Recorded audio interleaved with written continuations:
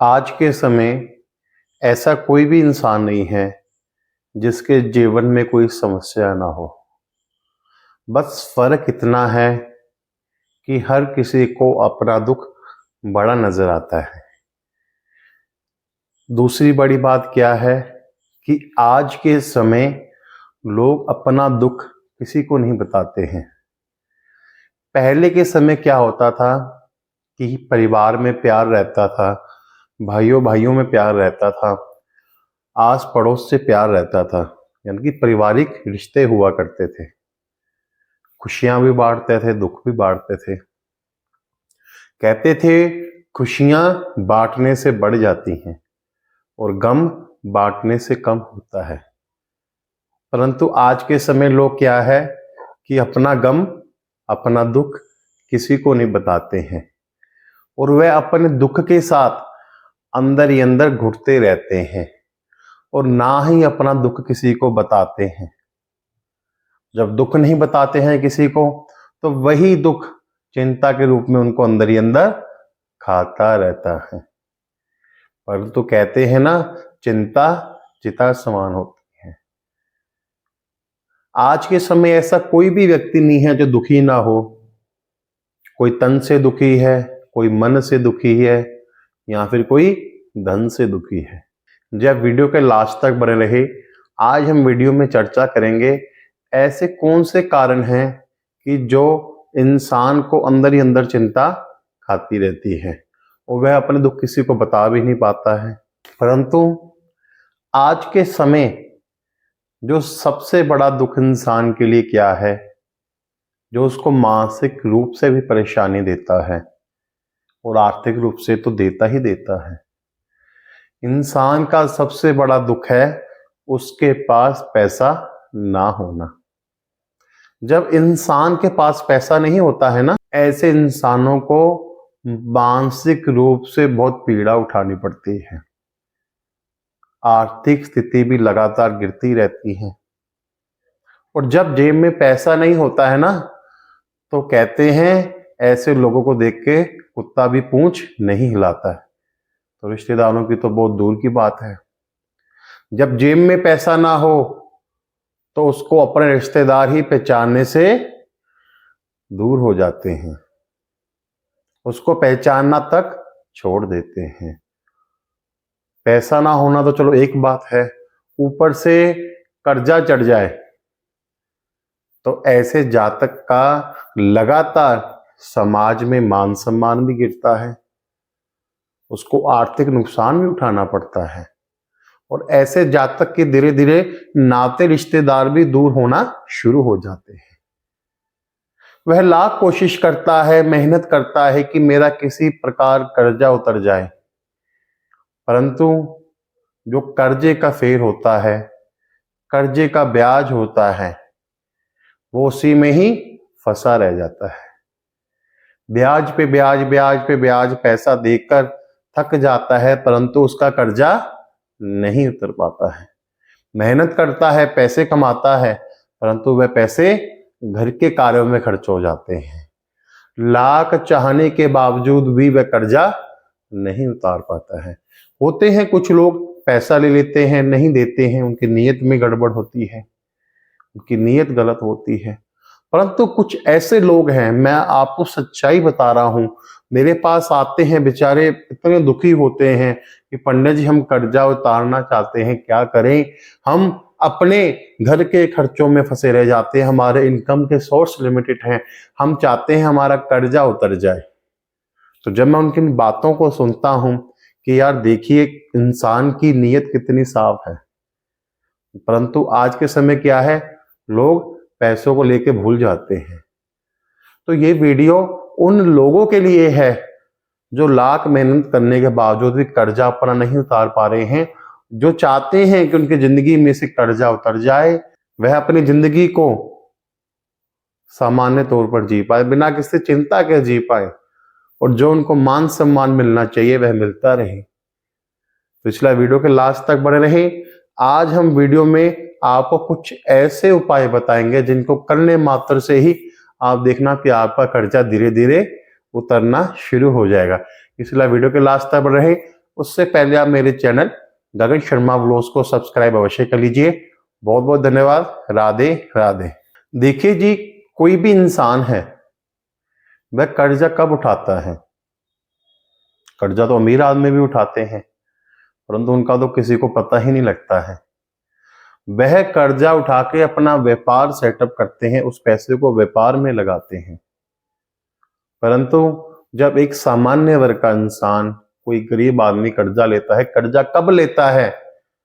जब उसके घर में या तो कोई बीमारी आ जाती है, या उसके घर में कोई ऐसी कंडीशन पैदा हो जाती है कि उसकी इनकम सोर्स भी बंद हो जाती है और उसको जो दिनचर्या के खर्चे करने हैं वह भी भारी हो जाते हैं।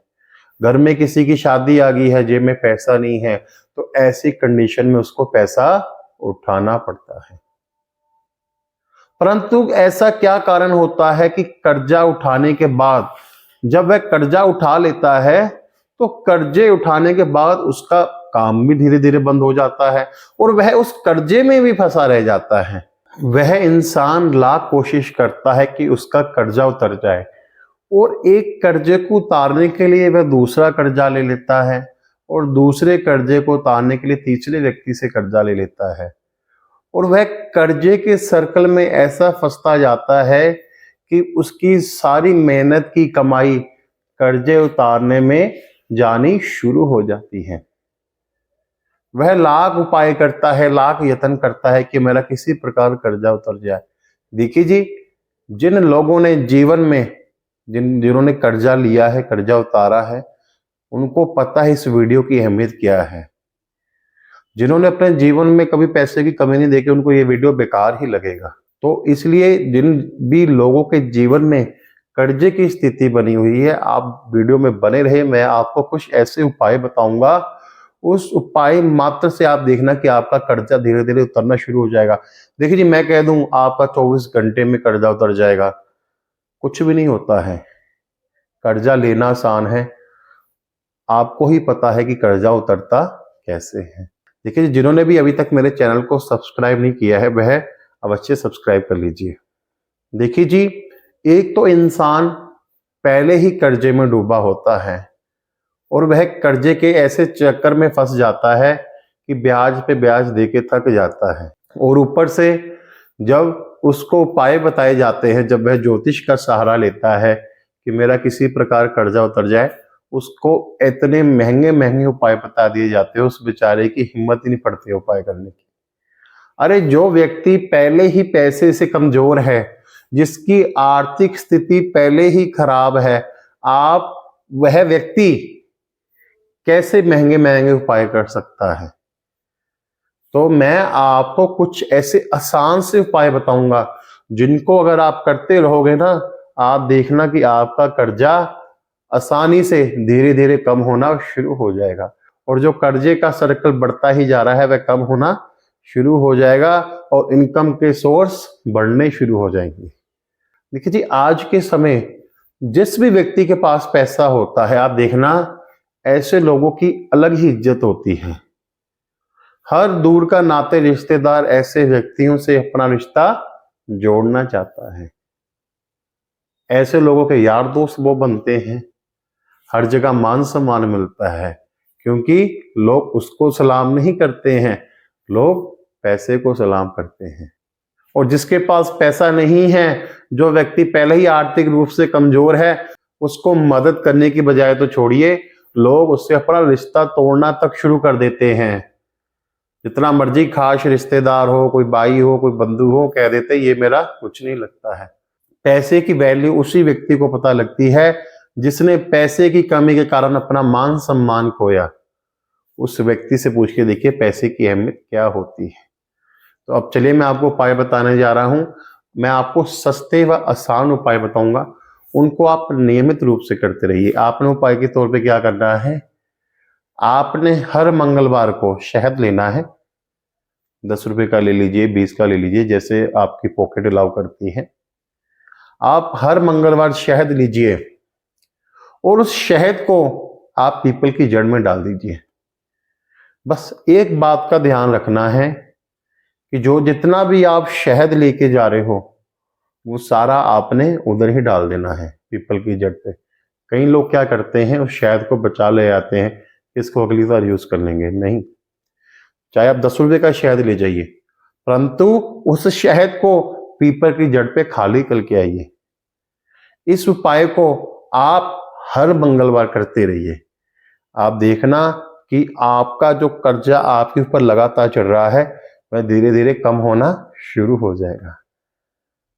और उपाय क्या कर सकते हो? देखिए जी, जो ये उपाय मैंने आपको पहले बताया है, इसमें आपका कोई खर्चा भी अधिक नहीं है। करना कब है? हर मंगलवार करना है। करने का समय क्या है? सूर्यास्त से पहले, यानी कि दिन के समय इस उपाय को आप करते रहिए। दूसरा उपाय आप क्या कर सकते हो कि आपने हलवा बनाना है, देसी घी का हलवा बनाइए और उसमें आपने काले चने मिक्स कर देने हैं। हाँ जी, आप हलवा बनाइए मीठा, उसमें आप काले चने नमकीन बनाकर मिक्स कर दीजिए और उसको आप हर मंगलवार को नियमित रूप से बच्चों में बांटिए। इस उपाय को आप करते रहिए। हलवे की क्वांटिटी कितनी ले सकते हो? जितना आपका सामर्थ्य है। उस हलवे को काले चने मिक्स करके आप बच्चों को हर मंगलवार बांटते रहिए, फिर देखना आपको कैसे लाभ होगा। तीसरा उपाय क्या कर सकते हो? आपने एक लौंग लेनी है। अब ये उपाय किसने करना है? जिस व्यक्ति के ऊपर कर्जा चढ़ा हुआ, जिसने पैसे उधार लिए हैं, ये उपाय वह खुद जाके करे।